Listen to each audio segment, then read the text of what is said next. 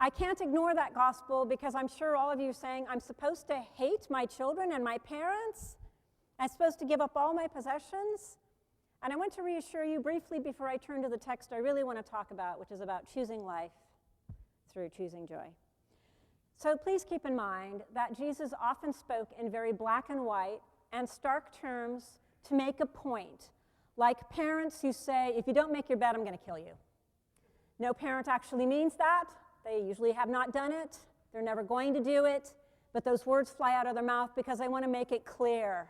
The line is right here, and don't cross it. And Jesus does want to encourage us to follow him. However, you have to look at what Jesus says in the context of everything he says. And Jesus always shows a deep regard for familiar relationships. He cares that Jairus' daughter is dead, and he raises her. He cares that the man's son is possessed and sick, and he takes care of him. He cares that Lazarus has died and raises him from the dead. Jesus repeatedly shows a deep respect for family relationships, even from the cross. He says, woman, this is your son. Son, this is your mother. He cares for his mother to the very end. Jesus wants us to love our parents, our spouses, our children, our siblings, even the difficult ones. And when he says, you must give up all your possessions, I want you to keep in mind that Jesus frequently received the hospitality of people who were well-resourced. They had homes for him to sleep in, fancy parties for him to go to. He ate their food. He thanked them for their hospitality. He told his disciples to go to places and ask for hospitality. He didn't mean for every single person in the world or every single person who followed him to give up all their possessions. He did mean, let nothing come between me and you. Let no possession, let no person take such a tight hold on your heart, whatever the pursuit may be, that it drives you from me because that thing, whatever it is you're chasing, can't possibly be of God. So I hope I have put your fears to rest about that. There are some who are called to give up their lives or their possessions or their families for Christ, and they have done so, and they are heroes and saints in our midst. But I assure you that God recognizes that we need homes, clothes, food, and maybe even fun sometimes. So now let's look at the stark language of Deuteronomy. Let's turn to the second least happy reading in the Bible. Once again, I find the writer of Deuteronomy using stark language: choose life or death, choose blessings or curses. And in his time, Moses meant quite specifically, or the writer representing Moses meant quite specifically, remember to remain in covenant with the God who delivered you from slavery and sustained you through 40 years of wandering and is now giving you the land of milk and honey and promising you prosperity if you follow him. Remember that God. Do not abandon that God. We've had 2 sermons about that this summer, don't abandon God, don't abandon being a pilgrim. So what I want to talk about is choosing life. When he says choose life, what does it mean to choose life in our context? I don't think it simply means choose to remain alive, although sometimes we have to make that choice. Most of us do not choose how long we live or how our life ends. So I think it means something deeper than that. First, choose life with God. But then choose the kind of life you have. And I would suggest that the measuring stick for that, based on the lives of our saints, including the upcoming feast day we have of St. Francis, is to choose joy. Joy is not the same thing as happiness, nor is it a constant state of delirious joy. Joy is a sense of satisfaction or fulfillment, and sometimes happiness, that comes from being in the right place or with the right people or doing the right thing, even if there are challenging and difficult circumstances also causing pain or suffering at the same time. It is possible to have joy in those circumstances. If you look at the easiest examples, we can choose the friends we have, and whether those relationships give us joy or whether they are destructive in any way, whether they lead us to destructive habits or lead to abusive patterns in any way. We can choose friendships that are life-giving, that give us a sense of fulfillment. We can choose the activities we pursue for the most part. If we're lucky enough to have full-time in our privileged lives, we can choose what we're putting in our minds, what we watch on TV, the music we listen to. We can choose, because we are lucky enough in our midst, what food we eat and what we drink. We can choose not to feed an addiction, but rather to choose a life-giving sobriety. We can choose to eat the food that keeps our hearts clear, that keeps our blood sugar low. We can make many healthy choices that lead to that kind of joy. But because it is Labor Day, I want to talk about choosing joy through work. And I mean work of any sort. Employment that you do to bring in money, volunteer work you do, chores you do at home, work you do at school. Anything that you're either compelled to do by circumstances or that you choose to do because you want to do it. But it is work. It's something you've signed up to do, you said you're going to do it, so you're going to do it. Often, and again, this has to do with our society, we get to choose what kind of work we do. We can choose to teach or do research if we're a scientist. We can choose to teach or be an administrator if we've gone into public schools. I could be a hospital chaplain instead of a parish priest. We have some choices in what we do. And what I always urge people to do is to ask yourself, is the work I am doing life-giving? Does it generate life, spiritual life, and joy for me and others? Now, I don't mean every moment, because every job, whether volunteer or paid, has moments of tedium. You think, do I have to do this again? This is the boring part of the job. But there are other reasons that we do the job. For some of us, it might be because we are contributing to a greater good. We're helping find a cure for diabetes. We are proclaiming the gospel to middle school children. We are a crosswalk volunteer at a school. We are keeping somebody's home clean. And it gives us satisfaction of some sort to do it. Sometimes we work just because we need the money, and there's nothing wrong with that. If you say, look, I do this job because it pays the mortgage, and it gets the food, and it's going to put the kids through college, also holy work. There's nothing wrong with working for money. Most of us start with that need. And those are noble goals. I don't know how many of you have ever worked in a factory, but I did incredibly boring work in a factory the summer before my first year in college, making really good union pay. And it was the most boring job I have ever done in my life. Incredibly repetitive, mostly just sitting in a factory waiting for people to show up with a work order. That's all I did. And then I stamped it, and I put it in a book, and then I waited for the next person to come.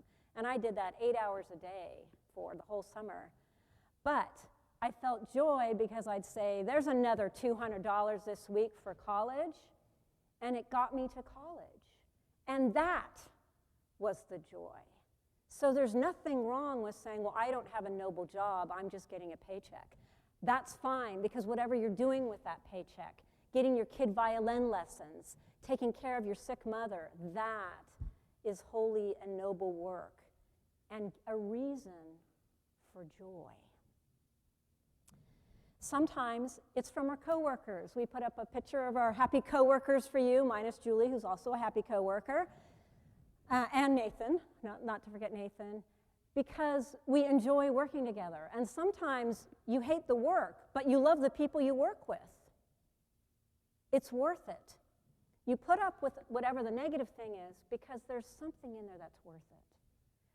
I want to give you 2 examples of work, joyful work in the midst of challenging circumstances.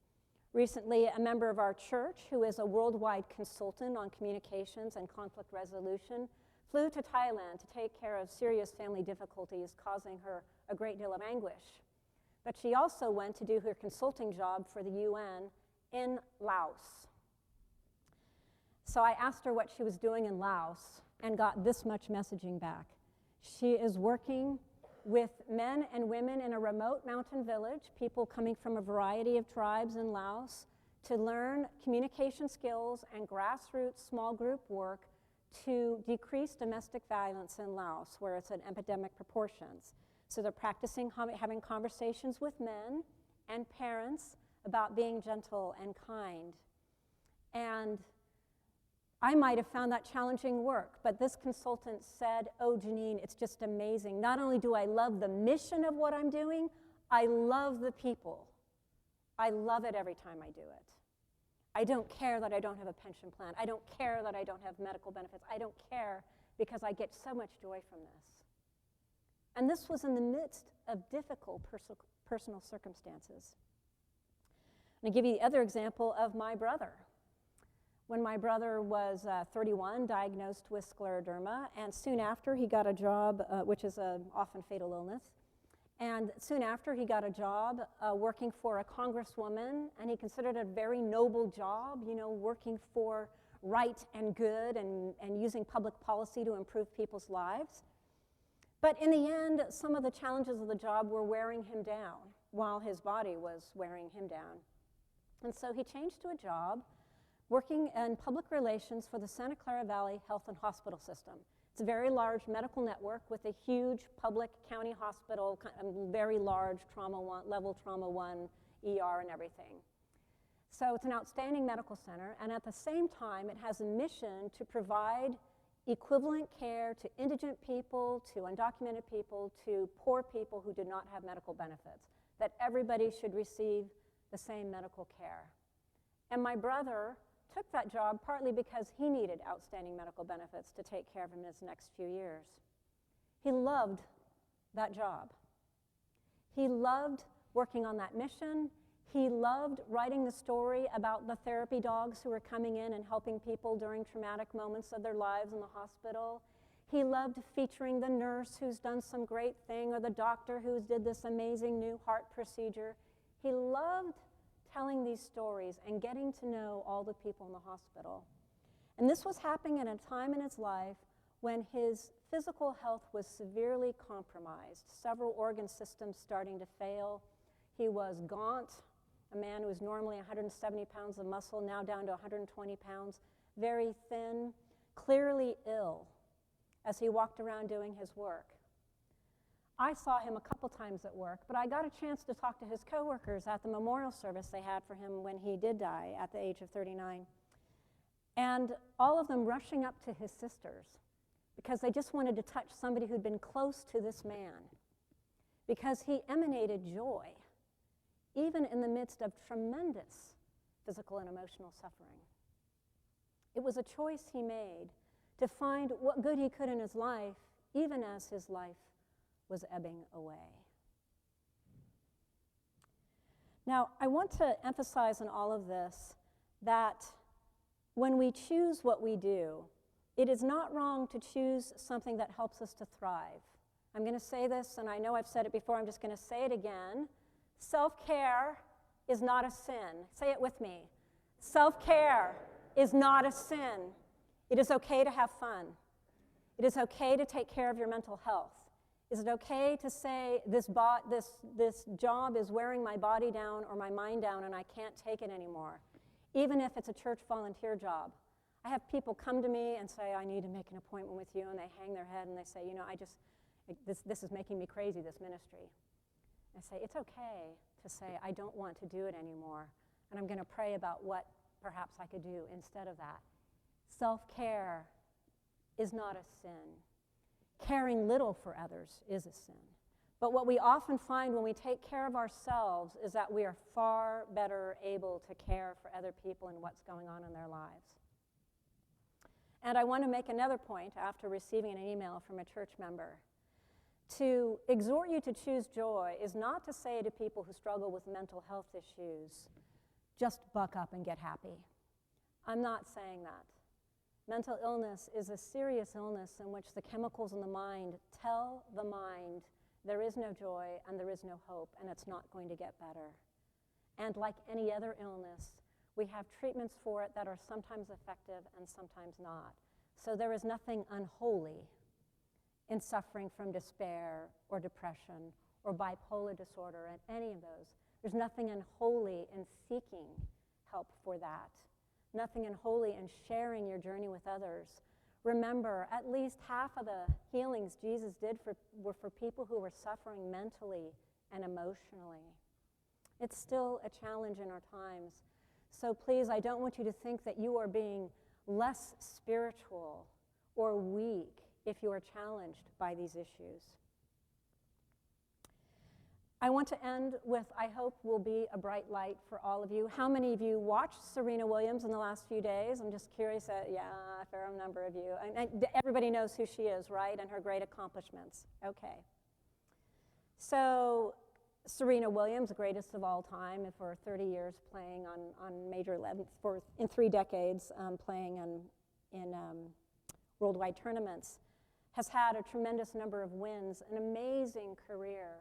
But what she did in her final game was to lose in a truly championship manner, fighting it out for every point. And then when she lost, being extremely gracious and crying, but she said, these are tears of joy.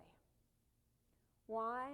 Because she had run the good race, she had fought the good fight. And I don't think when Serena's 80, she's going to say, I won the most games. I think she's going to say, my sister and I taught the world that black girls belong on the tennis courts in the finest tournaments. What she did was life-changing across the world. It's not just that she played tennis well. It's that when people said, you can't, there's no hope for you, she said, watch me. Even in the midst of defeat, when it would have been so great in front of all those famous people to win the US Open the last time, even when she lost, she found joy. And if she can do that, so can we. Choose joy.